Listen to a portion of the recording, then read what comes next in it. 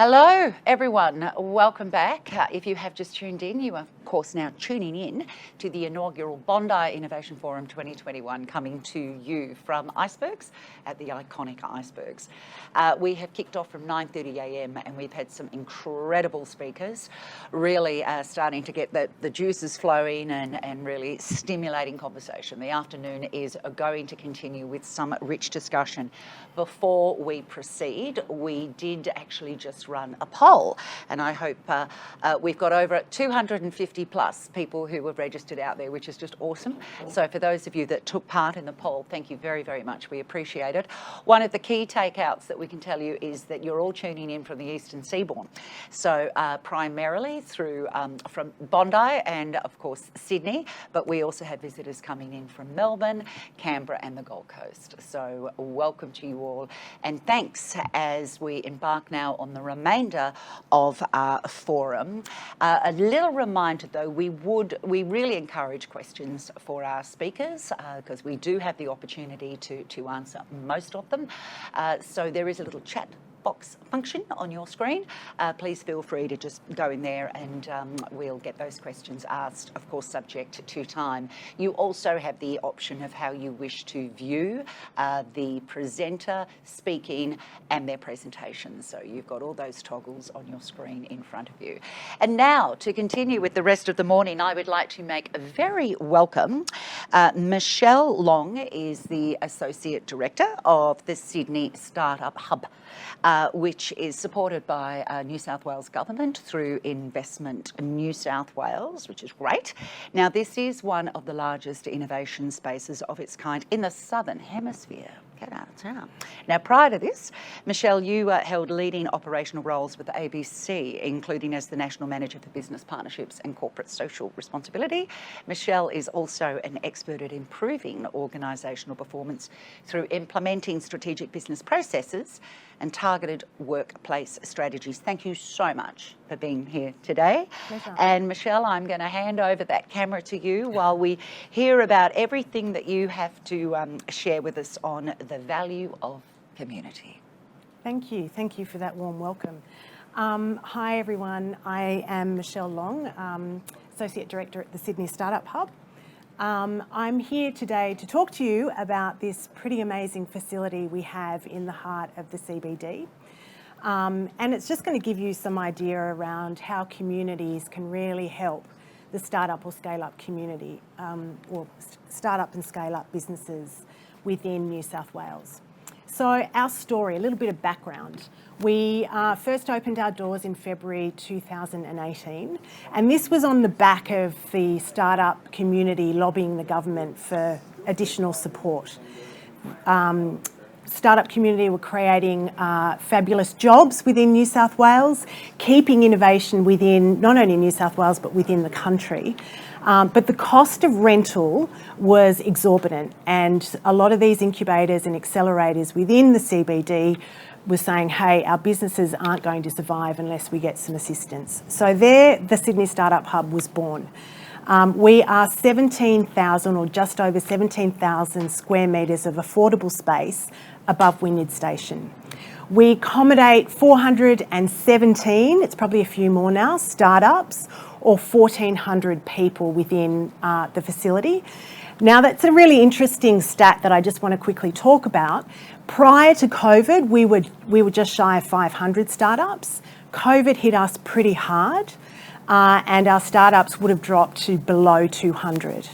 But now that our head's poking above that pandemic, we are seeing startups coming back. We're seeing brand new startups coming back, and our community is beginning to flourish again. We were lucky to attract leading startups and scale-up incubators, which I'm going to talk about a little bit further in the deck. We were initially given $35 million of investment to create the hub and realise the hub, and then there's obviously government funding on top of that. Another interesting stat, $740 million has been raised in capital just for those startups within the Sydney Startup Hub since we opened our doors. And prior to COVID, that number was below $300 million. So I think there's a really interesting story to be told here that COVID hasn't slowed down our startup community, and it's really probably allowed a lot of our startup community to flourish. Incubators joining the Sydney Startup Hub, since they joined, have grown in size, capability and capacity. And we also incorporated a number of large corporates, and I'm going to talk to you about why we've done that and what the benefit is for both corporate and startup. But before we do, I want to play you a really quick video of the Sydney Startup Hub. Thanks, guys. It starts with an idea, a goal, to create something new. The Sydney Startup Hub, a home for startups to flourish. Launched by the New South Wales Government in 2018, the Sydney Startup Hub is the highest density startup space in the Southern Hemisphere. A community for founders to share ideas, learn, build networks, and bring their ideas to life. The Sydney Startup Hub provides access to the best programs, mentors, and facilities via its tenants, which includes vibrant co-working spaces, incubators, accelerators, and corporates. With desk space for up to 1,800 people, spanning over 11 floors, community and event spaces, and a dedicated area for regional entrepreneurs to work from, there's a suitable space for any startup. The Sydney Startup Hub, a vital investment by the New South Wales Government to nurture innovation and spark a pipeline of new, sustainable and high-value jobs across the state. Great. I hope you enjoyed that little movie or video of the Sydney Startup Hub.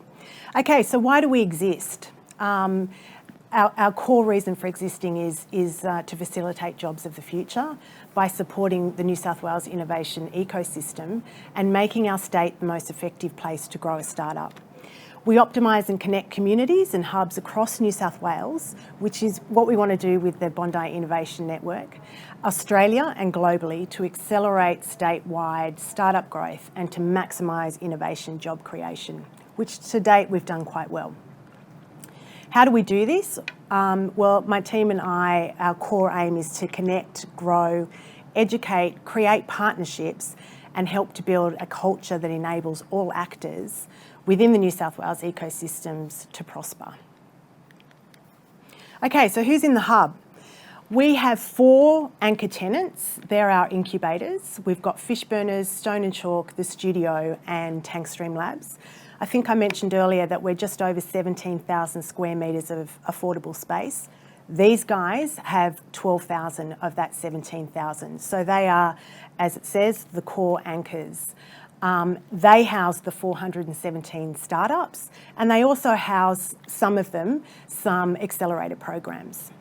We also have 3 corporate tenants, Optus, Westpac and Microsoft, and 2 government agencies, Investment New South Wales, where my team and I sit, and the Future Transport Digital Accelerator Program. Why is that the Transport Accelerator Program in our building?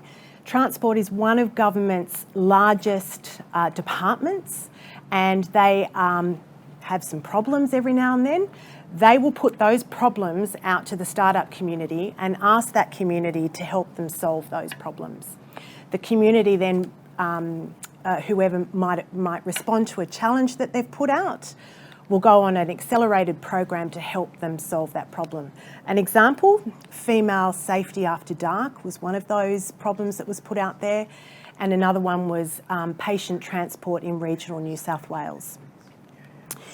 The 3 corporates, I'm going to give you an example of how there's a push and pull between the startup within the community, and mind you, you don't need to be within the Sydney Startup Hub, you can be working in any community across the state. But in 2018, we had an amazing company, Metagy, who worked out of one of our anchor tenants within the building. Later that year, Optus put out a challenge for small to medium business participants, and Metagy was lucky to go on that program. Metagy ended up partnering with Optus. They ended up with over 400,000 customers. They grew pretty quickly, And early last year, they left the hub because their business was too big. They were scaling. And also last year, they were able to secure $20 million worth of investment. So that's just a very short, sharp way of how the corporates and the startups. Startup had the solution for a corporate-led problem. The corporate had the clients for the startup. The startup was able to grow successfully. Okay, I'm going to share some of our successes here with you over the last 3 years. The New South Wales government investment of well over 35 million now has helped startups to raise over 740 million in capital. Again, we've got our 417 startups, which is continuing to grow month on month. These and other numbers on the other side around our events that happen in our community space on level 1. We have a 2,200 square metre community space, which is open to anyone to come and work, collaborate, from attend events. Obviously with COVID, a lot of that was shut down last year, but we've had over 800 events now with over 31,000 in attendance, and we've had well over 100,000 people visit that community floor on level 1. We've also got a regional landing pad, which allows our regional visitors from New South Wales to come and operate out of that floor. There's a boardroom so they can come and meet with clients in that boardroom. We recognise that they've got to spend, $200 on a flight, Rex flight. They've got to spend the same on accommodation. The least we can do is offer them free accommodation or desk space. Within the hub, they're able to collaborate with like-minded startups in the hub, attend events, do business, and kind of feel like they're connected to a larger community, which is the Sydney Startup Hub. Okay, communities within communities. This is I'm going to try and explain this one and exactly what I mean. So the Sydney Startup Hub is a large community, as I said, with over 1,400 people within the 11 floors of the building in the CBD. Within that, we've got incubators, we've got accelerator programs. So we're creating this network of connectivity. And I want to give you an example of how this has helped a startup. So Edwina Sharrock is a regionally based founder. She is a midwife from a regional hospital, and she became increasingly concerned as the hospital maternity wards in regional New South Wales were closing. She was concerned that educators, the expecting parents were not going to get the education they needed to empower them to have a healthy birth. So she created a platform, an education platform called BirthBeat.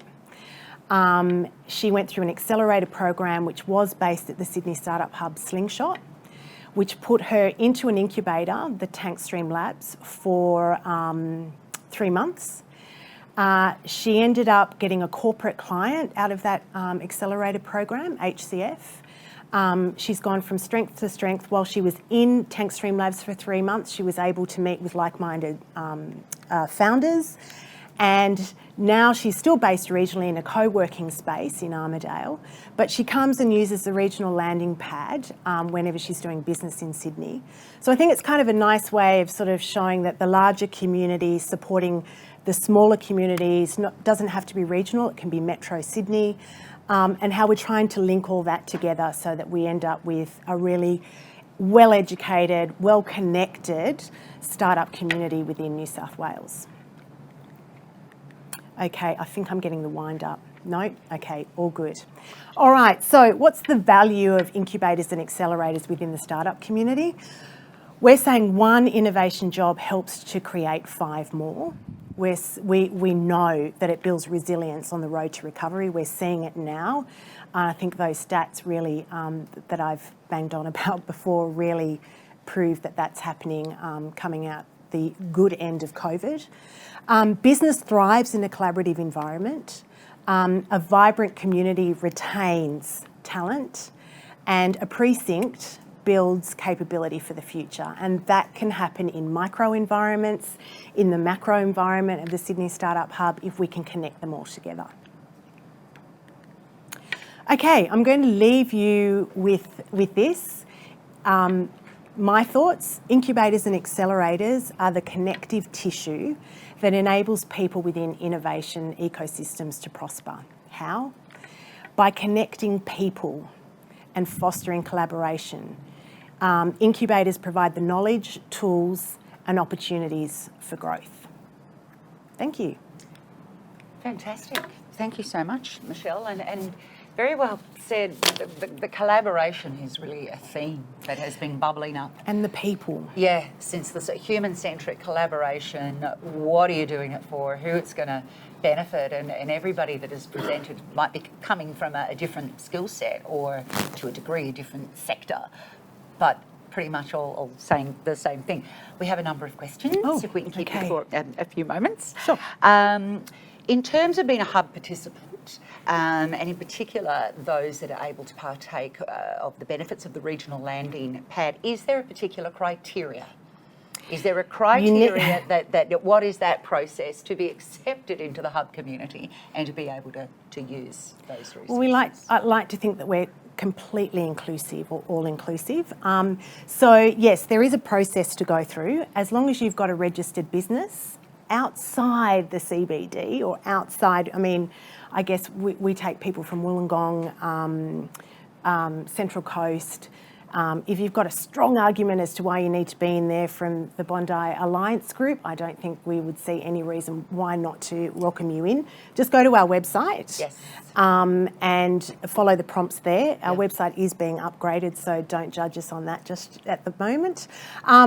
Go there, and I've got a team of people who will triage that. They'll ask you the questions they need, and then off you go. If you have any problems, let me know. Great, okay. We have a question from Giona Dinning. Are you opening up any other hubs in the future? And if so, what will they be like and for who? Okay, great question. Yes, we are. We've got 2 hubs coming online early next year, probably February, March 2022. One is based in Western Sydney in the new, it's not new, it's the Heritage Precinct. I think it's about 1 kilometre out of the CBD of Parramatta. And it'll be a small space. We're currently going through a request for tender process now for that space. That'll be interesting. I think there's lots of synergies to Parramatta and what's happening out there that will drive the sorts of programming that we might offer out there. It might be different to what we do in the CBD. And then we've got the Scale Up Hub opening same time next year in Central. Great. So that's for that business like Metagy that I was talking about, above 20 FTEs that want to launch themselves within the Scale Up Hub. Again, a totally different offering to the Sydney Startup Hub, but they will all be connected. Yep, fantastic. Speaking of Metagy, I think that seems like a really great example of a collaboration between corporate and a startup. Does corporate association help to attract investors in your mind? Or is it really dependent on the product? I think it is sort of dependent on the product. Yes and no. I want to say yes and no. Yep. I think we need a whole nother 15 minutes to go through that. Okay, well, we'll get you back next time. The next 2022 Business Innovation Forum, we'll get you back then. Okay, we'll talk about it then. good. Couple more quick questions. How is New South Wales responding to launch Victoria's large investment in the startup space? This is New South Wales getting competitive now. This question comes from Veronica Mason. Good question, Veronica. It is a great question, Veronica, and it's something that we're talking about a lot at the moment. We are well aware that, Victoria and even Queensland, advanced Queensland to be honest, are really kicking it out of the park when it comes to opportunities for the startup and scale-up community. Watch this space. Great. That's right answer. That's good. And there is a question from Ludovico Fabiano asking, great to know that we have startup hubs. How much in dollar terms? I think you mentioned, was it 35 million was the initial investment? 35 million was the capital invested into the project, and then there's obviously annual funding that goes into that. And that was the second part of Ludovico's question, or is it self-funded? So the seed funding essentially from government to kick things, and then... Yeah, so the 35 million was for the bricks and mortar to create what we have. back to my intro where I said the startup community lobbied the government, we give the 4 anchors within the space have a rent reduction that we cover, and that just allows them to pass that on to the startup, the bums on seats, get that desk rental for a far lower price than they could elsewhere. Yep. So that's our assistance to the startup community. So it's not actually to the anchor, so the anchor can then supply an affordable desk to the startup. Yep. Fantastic. Really great to see what state government is doing. Great to see that you're brokering collaboration. And obviously state and local government, given this is a Waverley Council initiative, are working together. So it is. It's all buzzing around in this space, which is very, very positive indeed. Thank you so much. Thank you for having me. For your time. Thank you. It's tough to come out and look at this. I wish I brought my swimmers. I know. It's an easy distraction. Yeah. Anyway, really appreciate it. Thank you, Michelle. Pleasure.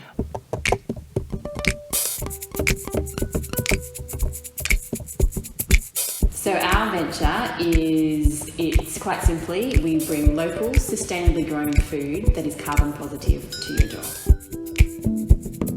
So we really saw the opportunity because there was a deep frustration of being able to get access to good local food.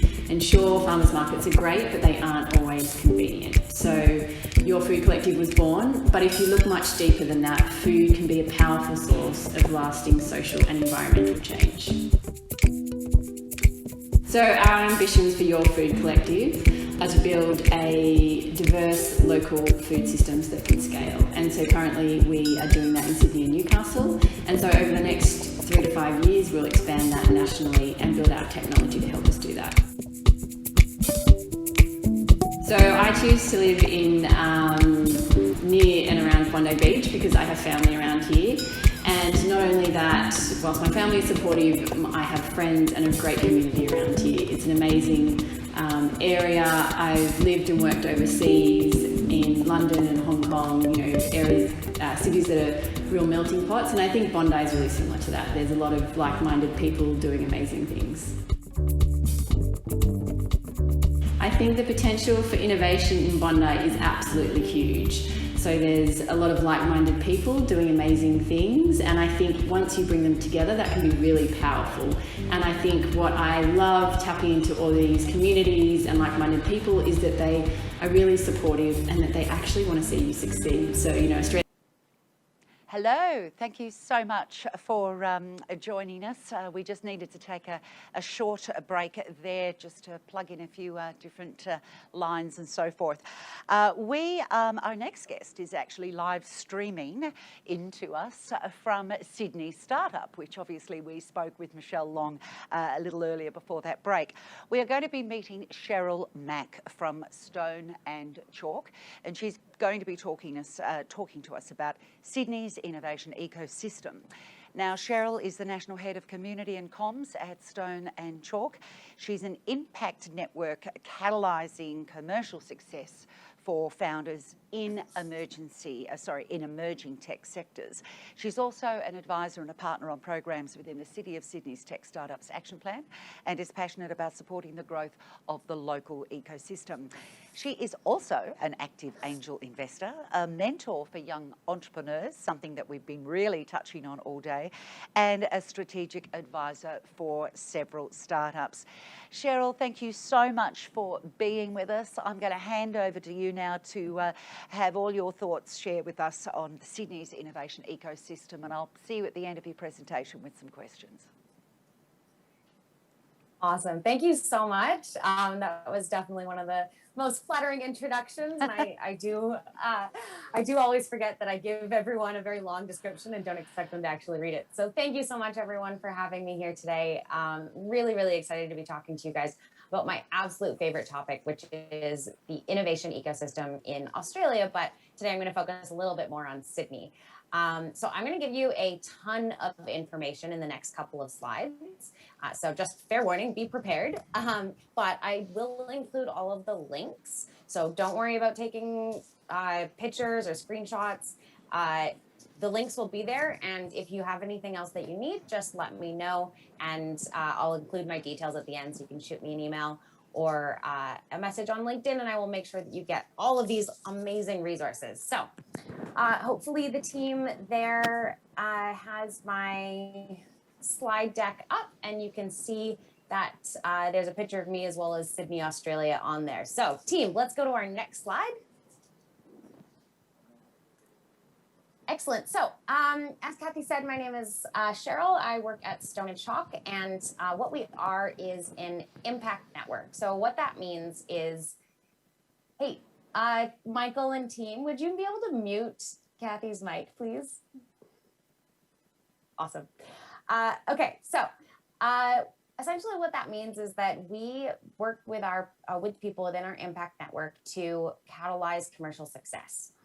Sounds a little bit vague, but really what we do is we connect people within the impact network. So we connect startups with investors, we connect them to mentors, we connect them to corporates, and we essentially try to help them grow and scale and move quicker than they would if they weren't part of our network. We do have 3 physical locations where startups can come and work from, which is in Sydney, Melbourne, and Adelaide. And we also have just merged with Oz Cyber, and that has allowed us to expand to 11 locations. They have 7 nodes, so slightly different name, but still able to deliver services and support startups in locations, and 11 locations around Australia, which is super cool. Currently got about I think these numbers are a little bit old, but we've got about 250 startups across our 3 hubs, and hoping to expand that to much, much more. So if you are interested, definitely reach out, and we'll tell you a bit more about what we do at Stone & Chalk. Alrighty, so today, I'm going to be going over a lot of the different areas of the startup ecosystem within our country, and focusing on Sydney. First piece I want to talk to you about is funding. So funding is one of those things that pretty much if you're a startup, you're going to need at some point, regardless of whether it comes from your own pocket, your friends and family's pocket, or eventually a big VC's pocket. So let's talk about some of the startups here. This is an estimate, but there's estimated to be about 10,000 startups in Australia at any given time, with somewhere around 2,500 being launched each year. Some of our biggest ones that are either unicorns or standout startups include the ones here on this screen. We've got 6 unicorns, which is a private company valued at over $1 billion. And those include Safety Culture, Airwallex, Canva, Culture Amp, and a couple others. So we're really lucky that we have a couple of unicorns in the country, and hopefully we will continue to produce more. So far, we've done about 1 a year over the last 6 years, which is really cool. And it means that we are able to create some of those success stories here and attract more investment. Let's talk a bit about exits. So these numbers are a little old. Don't quote me on those. But what you can see here is that we are achieving some of these outcomes. So an exit is when either a company IPOs or when they are acquired or sold to a different company. And so we in Australia, it's pretty easy to list on the ASX. I say pretty, I mean relatively compared to say the NASDAQ.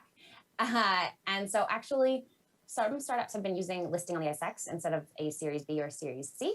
So what we do have is, although we have less unicorns in Australia than the average Western world counterparts, we do have a lot of listed startups.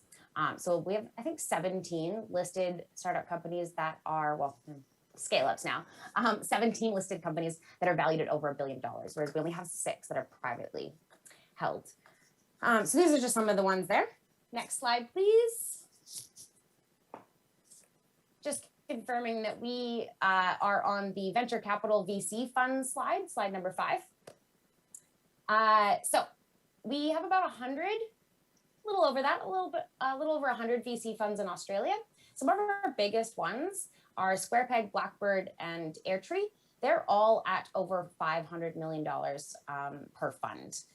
We then have a couple that are next level down, so somewhere between 100 to 500 in funds under management.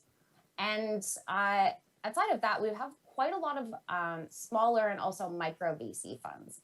Micro VC funds are funds that are not necessarily an ESVCLP fund, which is an early stage venture capital fund, but have money to deploy. And that's something that's becoming more and more common in Australia, which is really exciting for us because it means more sources of funding for companies here.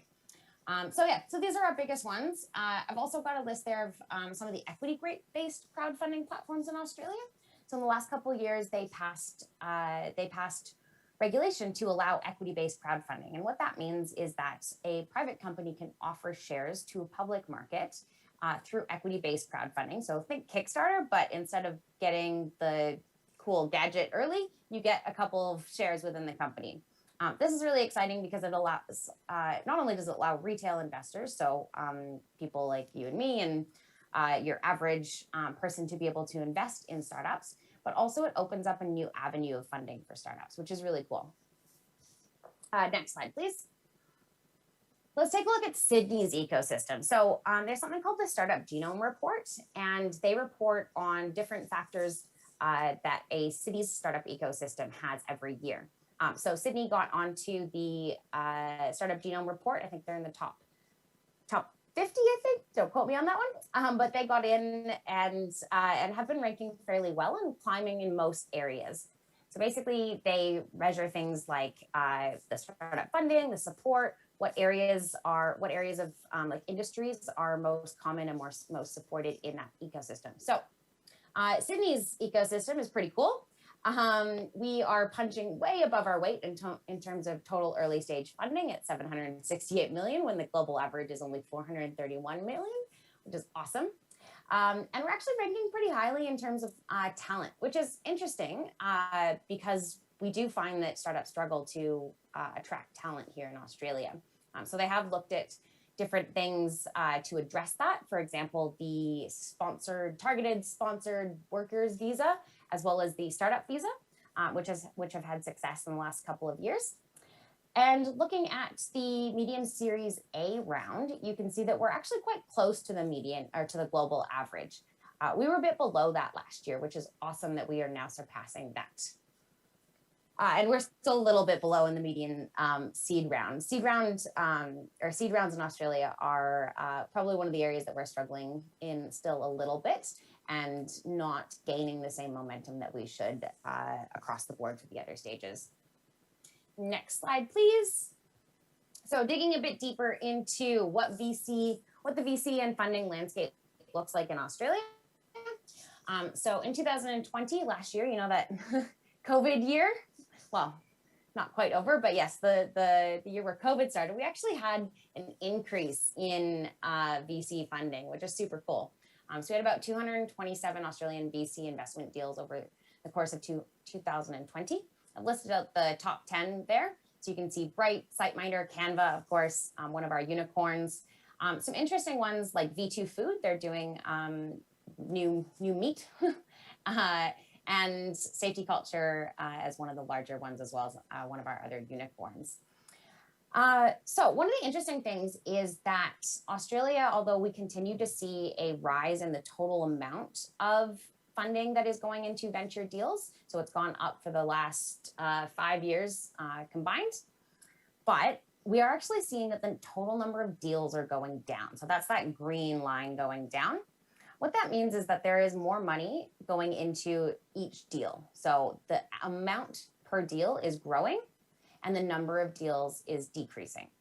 Why this isn't such a good thing is because we want to see more money in the seed deals that help the companies get to the later stage deals where there's the higher amount. So ideally, we would want to see that green line staying about average, staying about the same, and the blue line going up. So we still have a little bit of ways to go there, but that doesn't mean that there isn't money available.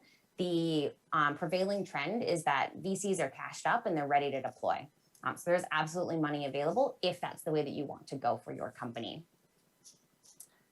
Let's go to the next slide, please. So let's talk about venture capital or corporate venture funds. So, a couple of years ago, more than 10, 20 years ago, corporates decided they wanted to get in on the game. And so what we saw was basically they started to create a corporate venture arm. So So they would say, okay, we're going to allocate a certain portion of our money towards investing in startups. Now, some of the companies have this as nearly a completely independent entity. For example, Reinventure is backed by Westpac, but it's not operated by Westpac. Others are very much ingrained in the corporate themselves. For example, Telstra Ventures. And others are even more operationally involved. For example, with IAG, they actually created Firemark Labs. So they actually bring the startups in, and Firemark Labs is actually an incubator, but they also have IAG Ventures. So it's really exciting to see that corporates are getting involved, and they are excited about the opportunities in this space, because when corporates invest in companies, it allows them to support the company in scaling, particularly if that company has enterprises as their target audience. It's really good to see corporates supporting in that space. It's also really good for our innovation, because if you want big corporates to stay on top of innovation and make sure that they are staying on top of the latest trends, it's good for them to be connected to the ecosystem. Now, some of these have closed down, unfortunately. So Qantas Ventures is no longer. That doesn't mean that they're not investing. It just means that they don't have a separate venture arm of the company. And so there's pros and cons to that. And I think we can debate whether or not corporates should have a venture arm or should just invest directly. I think both are good. And IAG is one of them that has an incubator, they have a venture arm, and they also invest directly. So I'd love to see more and more of this. And I think that we will. Next slide, please. Awesome. Let's talk a bit more about incubators or accelerators and incubators. We have a lot of accelerators and incubators in Australia, which is really fantastic. And we keep seeing more and more. So there's a list there of some of the corporate accelerators. This is not by any means anywhere near the full list. So for a full list, do go to tiny.cc/Auslist. I've got the link there, which includes all of the incubators and accelerators and different programs, as well as a number of other resources. But some of our biggest ones, particularly here in Sydney, is Incubate, which is affiliated with Sydney University. We've got Cicada Innovations, which is deep tech, med tech. StartMate from Blackbird is a seed accelerator, and they used to run programs separately in Sydney and Melbourne and other cities. They now just run one program each quarter. No, I think they do 2 a year, and you can do it from anywhere. So the program itself is fully virtual. They do still have like local meetups, but you can join the Blackbird, the StartMate accelerator from anywhere in the world, anywhere in Australia, New Zealand, I think, which is pretty cool. We also have a couple others that are focused on specific areas. So for example, energy, medtech, social enterprise, female. What this means is that we are getting enough density in these areas for them to have their own program. And this is a really good thing. So if you are a startup that fits into one of those things, you are able to join a program that is specifically designed for you. So there's a number of others as well. And this just means that our ecosystem is maturing. A lot of them have gone online in the last year because of COVID, obviously, but that has actually just meant that more people can access the program. So a program that, for example, Sprout X that was just in Melbourne now is available to founders who are based anywhere. So if you're based in Bondi and you want to join a program that originally would have been based out of Melbourne or something, then you are able to access that. So I think it's really good. We do need to address the issues around being able to have that networking feel to it, but a lot of our programs going virtual is actually very good for us as a country. Next slide, please. Awesome. I love this graph because what it's showing is that we are getting better and better at taking university affiliated founders and taking them through a program to help them commercialize. So Australia consistently ranks last in the OECD rankings for commercialization and consistently ranks in the top 5 for research and development. What that means is that we're really good at doing research and development, but not so much at turning it into a viable commercial business. So these kinds of accelerators popping up are really, really good indication that we are trying to address this issue and trying to take advantage of that potential, just the sheer amount of potential companies that we are missing out on by not supporting our R&D to turn it into commercialization. Obviously, you can see the number there, 2018. I haven't got an updated version of this, but I suspect that it is growing. And if you go to the list that I mentioned from the link earlier, you will see that there are lots and lots of programs. So I would say if you are a graduate, alumni, staff, researcher, or currently in one of these universities, absolutely look into their programs because they're really great to support founders and provide you with a lot of access to mentors and introductions. So this is a really good way to tap into the ecosystem and gain that support. So if you are affiliated with one of the universities, please reach out to them and ask them about their program. Next slide, please. Cool, let's talk a little bit more about what we do well. So this is kind of Sydney, but kind of like Australia-wide. We are very good at fintech. We invented the chip debit card and a number of other things. Our financial industry accounts for a large % of our national GDP. This is really cool because it means that fintech startups are given a really great chance of success in Australia and really well respected. But it also means sometimes we get a little bit pigeonholed, and we've also produced a lot of marketplaces as well. As a subsection of fintech, well, kind of subsection / adjacent to, we're also really good at cybersecurity. This is really cool because we have a lot of really great intelligence in Australia, and we're starting to commercialize that. So coming back to the differences between our ability to do R&D and ability to actually commercialize, the fact that we are becoming known globally for cybersecurity means that we're doing a really great job of that. And if you are a cybersecurity company, this is a really great place to be. It also means that this can be a strong export for us in the future. So companies like Oz Cyber that Stone & Chalk just merged with, as well as the Australian Cybersecurity Institute, or don't quote me on that name, but they're doing some really great work in being able to provide support and cultivate and culture the cybersecurity startups here in Australia. And you don't necessarily have to be exactly focused on cybersecurity. So it doesn't have to be like a secure code warrior that just provides security for code. There are lots of areas within cybersecurity that this could apply to. So anything to do with defense is classified into cybersecurity as well.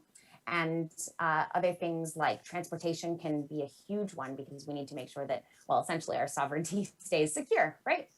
Other areas that we're really good at is EdTech. We as I showed earlier, we do have quite a lot of universities, and that doesn't even include like the TAFEs and all of the work integrated learning, and the like GAs, like General Assembly and Academy Excise of Australia. So we are really good at EdTech, and that's also very exciting because we want to make sure that our young people are getting educated in the right ways and that we're using the right technologies to be able to do that. So that's really cool. And I mentioned earlier, we have a lot of marketplaces. So Australia is quite known for marketplaces. You've got freelancer.com, you've got Airtasker, you've got Red Balloon, you've got Envato. So a lot of marketplaces. We're really good at marketplaces. So if you are thinking about a two-sided marketplace, which I would bet that at least 20% of you are, know that there are a lot in Australia already. We've got a great reputation for producing marketplaces, and feel free to reach out to any of those. Next slide, please. Okay, here's the fun one. There's a lot of government support available. I've pulled this from the New South Wales in particular, since we're talking about Sydney. This graphic is a little bit old, so not every single one of these grants is still available. It's best that you go and check the current grants available, and I've put the link there, support for startups, and it's also available in the other document as well. But the bottom line is that there's a ton of programs and support available for startups in New South Wales. Everything from your minimum viable product grant, your MVP grant, all the way up to accelerating commercialization and loan guarantees. So there is something at every stage, and if one disappears, we tend to get another one to replace that. So absolutely check which ones are available to you. I guarantee you at least the MVP grant is going to be something you can apply for. It's awesome, it's free money. Okay, so the last thing that I'll talk about just super quickly, because I know that Carol was on earlier, but the Sydney startup, next slide, please. So the Sydney Startup Hub, this was a collaboration. At the time, it was Jobs New South Wales, but the New South Wales government was able to bring together quite a lot of the key players in the Sydney ecosystem, at least, to be able to give them a place, a cluster of knowledge to come together. What I love about the Sydney Startup Hub, which I don't know if Carol mentioned, is actually level 1. So the first floor has a cafe and it's open to anyone. So if you're part of the ecosystem, if you're starting a company and you want to come work from there, you want to have a meeting there, you're able to. It's a really, really cool place. And the fact that they've provided this to our ecosystem and opened it up to anyone who wants to come and have meetings there is really fantastic. So I'm not going to go too deep into this further because, like I said, I know Carol was talking about it earlier. If you haven't checked it out, definitely come see the Sydney Startup Hub and check out level 1. And last slide, that is me. These are my details, and you can reach out to me on LinkedIn, tweet at me on Twitter, and I'll make sure to give you lots of support and resources. I collect resources like it's my job, so I always have an answer for most questions that you can put to me. Well, Cheryl Mack, Stone and Chalk, thanks for the invitation to the coffee shop at Sydney Startup. That sounds just awesome. It is. And really generous of you in terms of all those resources and everything. There's just so much information that you provided, I think, in terms of pathways for budding entrepreneurs to certainly start to discover where their lane is. We do have a question that has come in from Joanna Dinning. What is the one piece of advice for a budding entrepreneur to get their idea started as a reality? Small question there, but I wonder if you have any top line advice. I absolutely do. It's really, really simple. And the answer is talk to your customers. Talk to the people that you think you are going to solve a problem for. Talk to the people that you think will be your customers. Talk to them in the morning, talk to them at night, talk to them at lunchtime, call them, text them, tweet them, LinkedIn them, talk to them. And the other one is never stop talking to them. So if you talk to them and then you think, okay, I got this, I'm going to build this, you're wrong. Keep talking to them. Basically, you have to keep talking to them for the entire life cycle of your company. Fantastic. But So that's a good place to start. A long-term relationship you're having with your customer, regardless. It absolutely regardless. is. Well, we really appreciate you making the time. Thank you so much for tuning in and being a part of the Bondi Innovation Forum 2021. Keep up the good work. Fantastic. No worries. Thank Thanks, you. everyone. Okay. Bye. Bye now. Bye.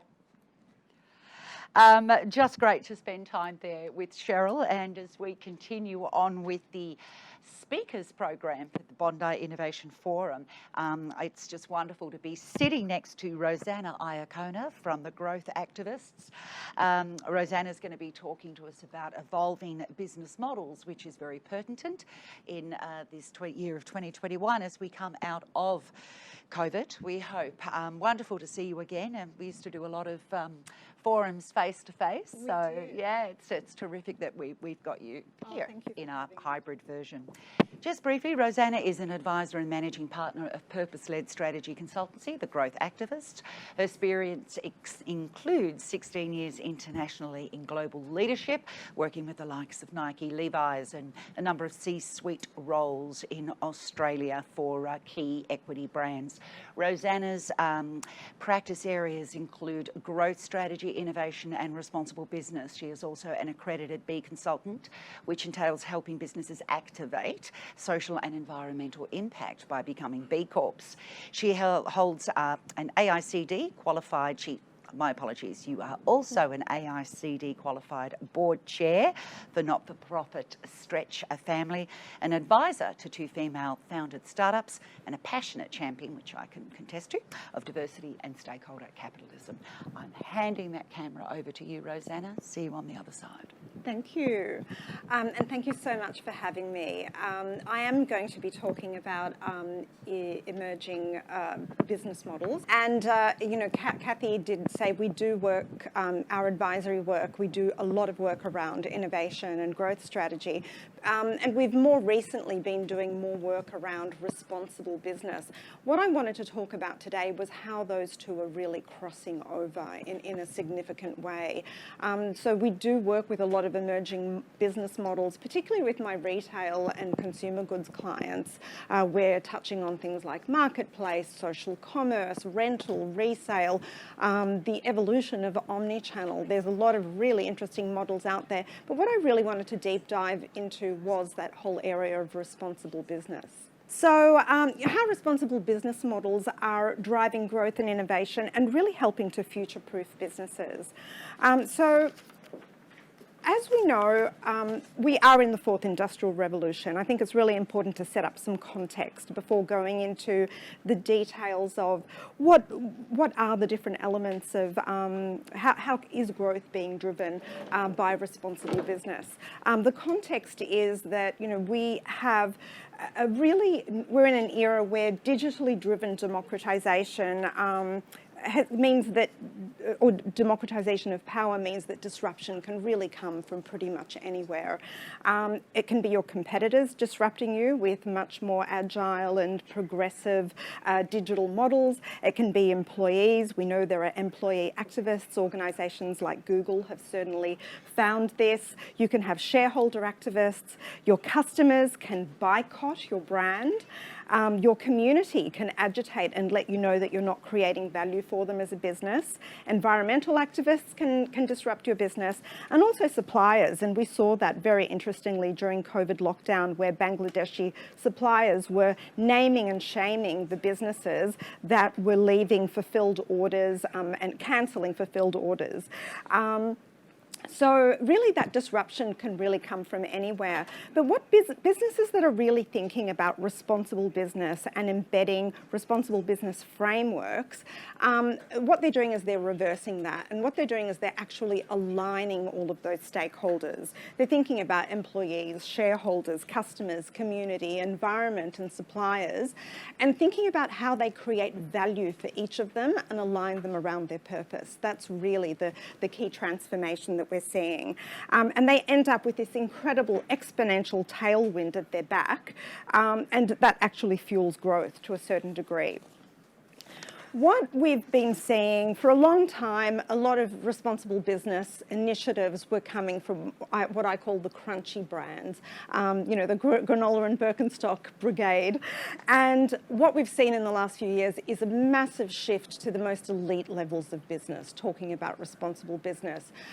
Larry Fink, the CEO of BlackRock Capital, sent shockwaves through the global financial community back in 2017 with his letter to CEOs, where he basically put them all on notice, saying that every business in the portfolio must fulfill a bigger societal purpose. And what they have been doing over the last few years since then is systematically exiting the businesses that don't fulfill that.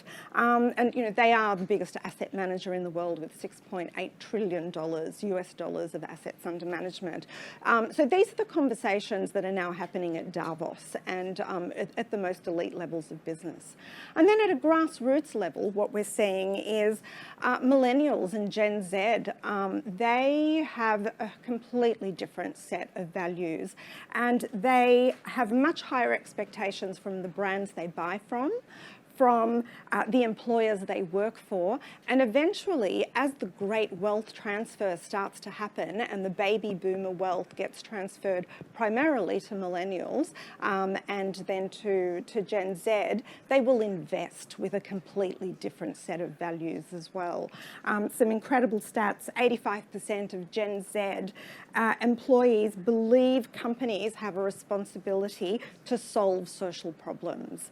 64% of millennials won't take a job with an employer that doesn't have a strong corporate social responsibility policy. So we're definitely seeing that at a grassroots level.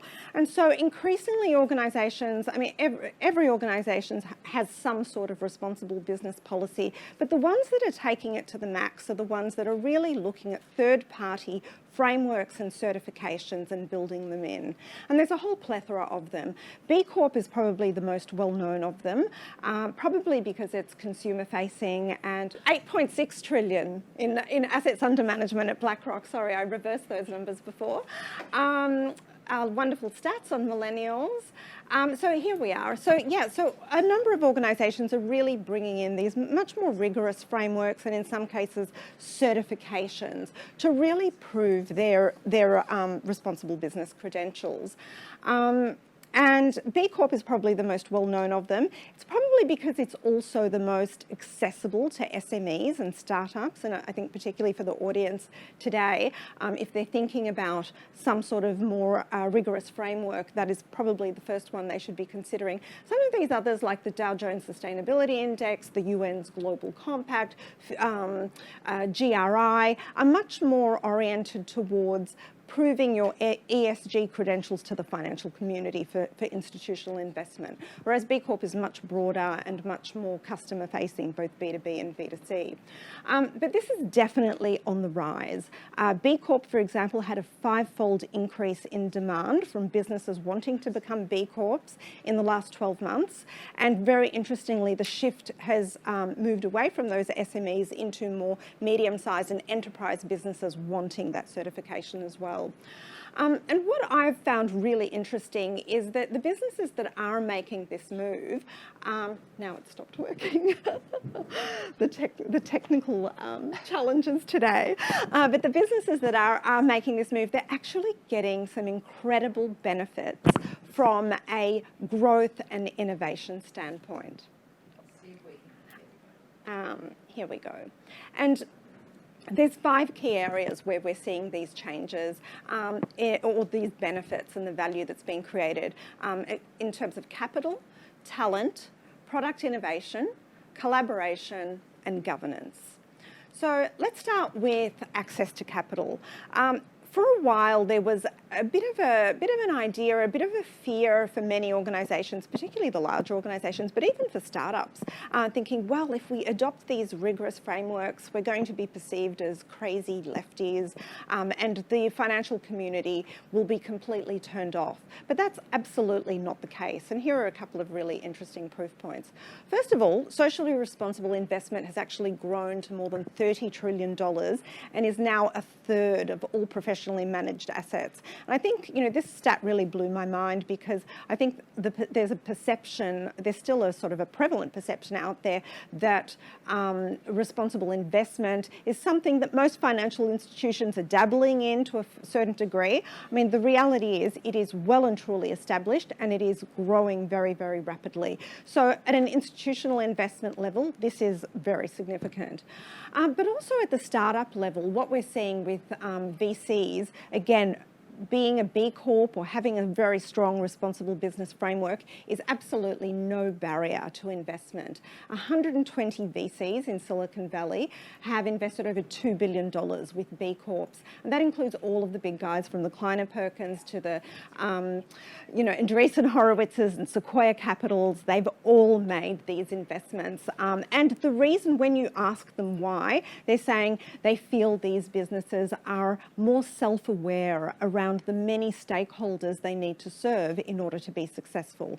That makes them more future fit. So absolutely working really well for them.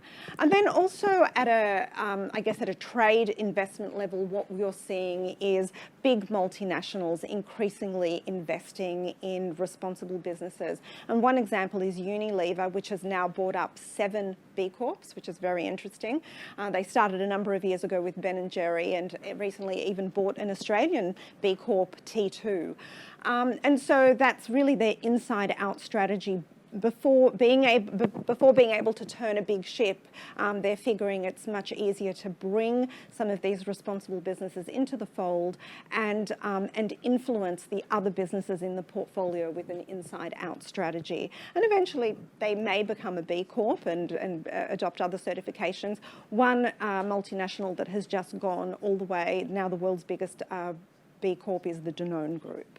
So we're increasingly seeing this type of behaviour. So absolutely, it is no barrier to accessing capital. It's actually an enhancer and an accelerator of being able to access capital. What we're also seeing is that responsible businesses they're attracting and developing the best talent. So what we saw earlier was the slide around millennials and Gen Zs wanting to work for very responsible businesses. They're the Harry Potter generation. They're very very principled. There has to be a values alignment. But what we're also seeing is they want to go and work in businesses where they can develop their expertise around sustainability and about responsible business. I recently spoke to the head of supply chain at Gap Inc., who was instrumental. So for those that don't know the Gap Inc. business, they have Banana Republic, Gap, Old Navy and Athleta. And Athleta is their activewear business. And they went through the process of actually certifying Athleta as a B Corp a couple of years back. And one of the unexpected benefits that they found was that Athleta has now become the #1 most desired place to work at for graduates from the most prestigious design schools, not only in the States, but also from overseas. Definitely Parsons School of Design, #1, because it is the only place that they can go in and actually learn those sustainability design skills, because that has now been embedded in the operating model at Athleta. So some really interesting unexpected benefits are really starting to emerge as well. So they get to attract and keep the best talent. This slide, the title should actually read Product Innovation. But another thing that we've found is that businesses that adopt these frameworks, initially, they're very fearful of the constraints that the frameworks may create and that they may stifle innovation. But what we're actually seeing is the opposite. One great example is Nike, my former employer, very innovation-driven organisation. And their green product team set themselves the task of reducing the number of the hundreds of tons of offcuts that go to landfill when constructing shoes. So when, the old days, 5-10 years ago, most of the trainers that we wore were made from a sheet of fabric, and they were cut out, the different panels were cut and they would be sewn together, and that's how the uppers of sneakers were made. And they came up with this incredible fly knit technology, a fully knitted upper with zero waste. But little did they know that innovation was going to become the new global standard, and it's actually revolutionised the global sneaker industry, because it's become what every other business has adopted. Why? Because it is a much more comfortable sneaker, it's much lighter, there are no seams, and it's moulded to the foot, so it actually enhances performance. So sometimes being forced to innovate by some of those responsible business constraints actually accelerates innovation way beyond what is imagined. Another key area where the value is really being felt is in collaboration. Very interestingly, when businesses do adopt these more, rigorous frameworks and certifications, they become part of a community of other like-minded businesses, and they start to work together. And there is a lot of sharing that goes on. I've heard multiple stories of businesses, particularly in the tech space, where they have two highly complementary technologies, and they've decided to partner to put that IP together and actually create something that is much larger than the sum of its parts by actually coming together and benefiting in a huge way. And I think the ultimate manifestation of that is businesses that are really open sourcing their IP. So we're seeing organisations like Tesla, Nike, Allbirds really recently open sourcing all of the sustainability driving technology and IP for the greater good. So again, a real acceleration in growth and innovation through collaboration.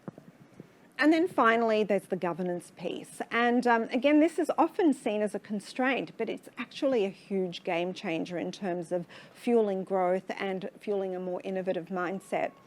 For example, when you become a B Corp, you actually do need to make legal changes and embed into your constitution, for example, here in Australia, for example, embed into your constitution your commitment to social and environmental responsibility, as well as serving your shareholders, of course. This is, B Corp is only available to for-profit businesses. So that's absolutely doesn't change and is understood. But what it does for small businesses where you've got business owners and founders and, you know, in the startup world, but even for larger, more enterprise-sized businesses where you have boards and C-suites, it actually forces them to focus on a bigger group of stakeholders and a much broader group of issues. And in doing that, it actually helps them mitigate risk and anticipate change in a much more disciplined way than they've done before. So those boardroom conversations are absolutely broadening. So what we're seeing is that responsible business is actually helping businesses become better, more efficient, more effective businesses by default. And that's the future-proofing piece that's really coming in. So they're the 5 areas that, you know, that I wanted to share with you, where we're really seeing that by embedding responsible business frameworks into your operating model, it actually changes and alters the way that you operate as a business, and it creates enormous benefits at both a growth and innovation level. And just to finish off, I mean, one of the things that I've been thinking about a lot lately is the fact that the last 5-10 years have been all about digital transformation. That has been the theme. That has been the obsession of, you know, of all organisations, and that's not going to change. We know that if anything, that will only accelerate, you know, with the advent of AI and IoT and all of the amazing things that are happening. The speed of change is only accelerating. But I feel what is going to be layered over the top, one of the big themes, emerging themes, will be sustainability transformation. It is going to be one of the absolute defining themes of the next 5 years. And yeah, I'm really excited about it, because ultimately those organisations that do start to think about how they can embed those practices are the ones that are going to reap the greatest rewards from a growth and innovation standpoint. Brilliant. You always provide, I mean, there's such a great range of case studies, but certainly showing us you're looking at everything through such a positive and hopeful lens of how business moves through into the future. You made a really good point with regards to, I think it was Unilever bought a number of B Corp organisations. And as you said, it takes time to turn the ship. I don't know how easily you can answer this. So for an organisation, I mean, how can it not appeal to any organisation to be a B Corp?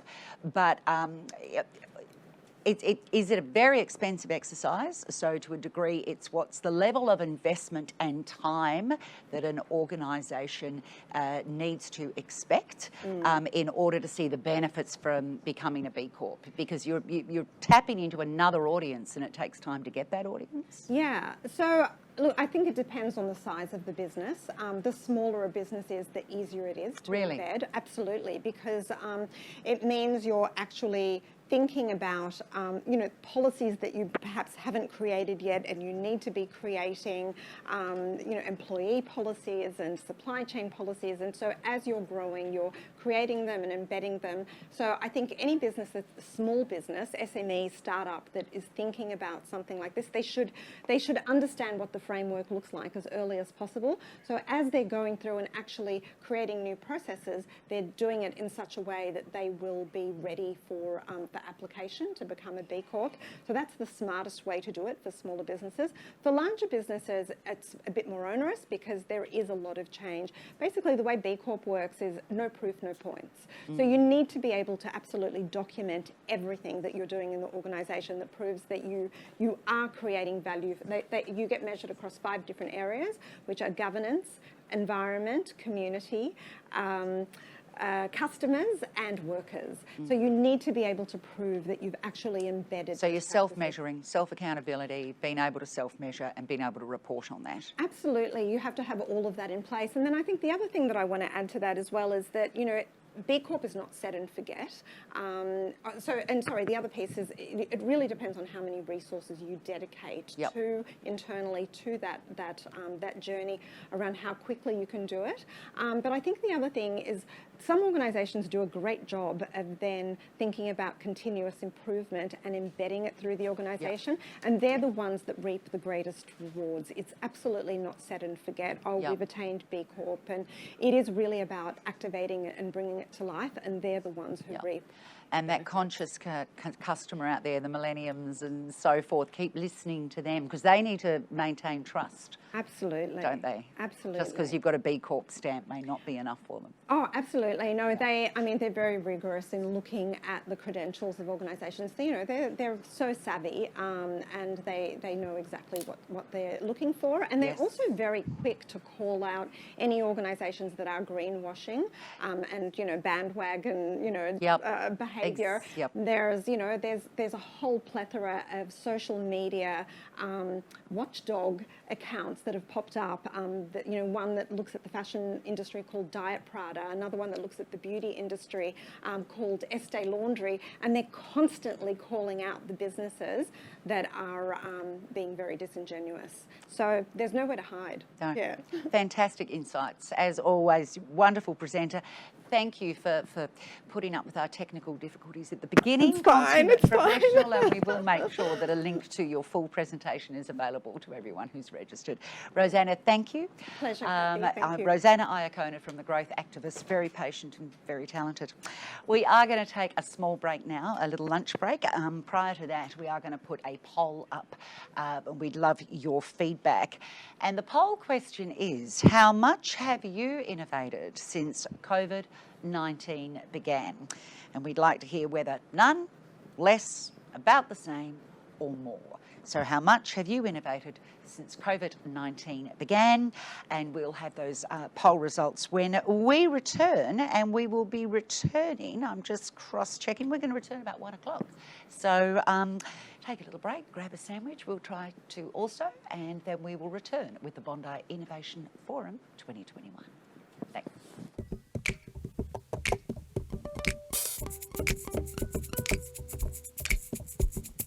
I'm the founder of the Disrupt Group, which is Disrupt Sports and MIA Merchandise. MIA is a print-on-demand Shopify app helping everybody around the world print and fulfill their online orders.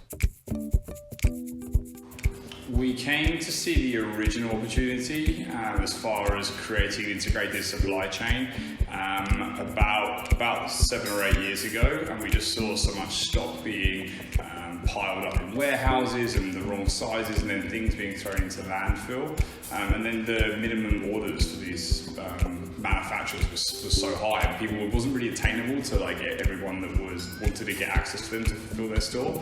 And I guess we just started from there. Started with one project, one product, actually a couple of streets away in Lamrock in Bondi, and now we're available in 4 different countries. So I moved from London coming up for 12 years ago. Fell in love with Bondi because I went to surf every day, and the people were great, and I think that the atmosphere for creating business was really great. And the last couple of years I've moved from here back over to LA and then moved back again. It's just a really great lifestyle with a strong work ethic as well. I think the thing it will take for Bondi to become the epicenter, I guess what we really hope it is the infrastructure, so making sure that they've got the workplaces for people to be, the chance encounters to make sure that, I love it in SF when you walk into a coffee shop and you don't know who you're going to meet, and those chance encounters have worked out really well for us and for so many other people as well. And I think a want for people to remain here as opposed to use it as a commuter hub.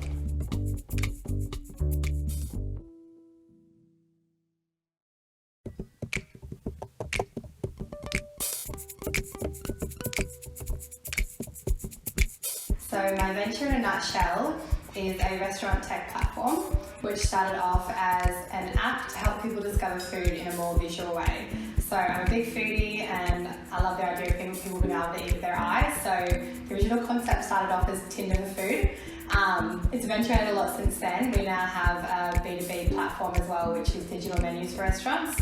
So all restaurant tech, but still very much a startup phase. So I came to see the opportunity through, my love for food as well. So I just thought that there should be a better way to discover restaurants rather than through reviews and platforms like TripAdvisor and Yelp. They're great, but didn't really nail that visual side of it. I would go to Instagram pages of restaurants and try and check out dishes, and yeah, I thought it would be such a good idea to bring it all together into one platform.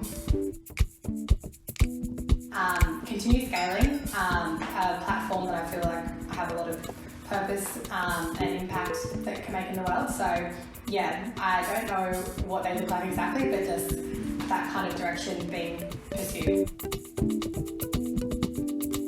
I think the potential of innovation in Bondi is definitely up and coming. I think it's like a really desirable place to live. I think there's some incredibly talented people. The opportunity to work remotely now is bigger now than it ever has been. So why not have that balance of being able to work remotely, but in a place that's as beautiful as this? Like, it just is an absolute no-brainer.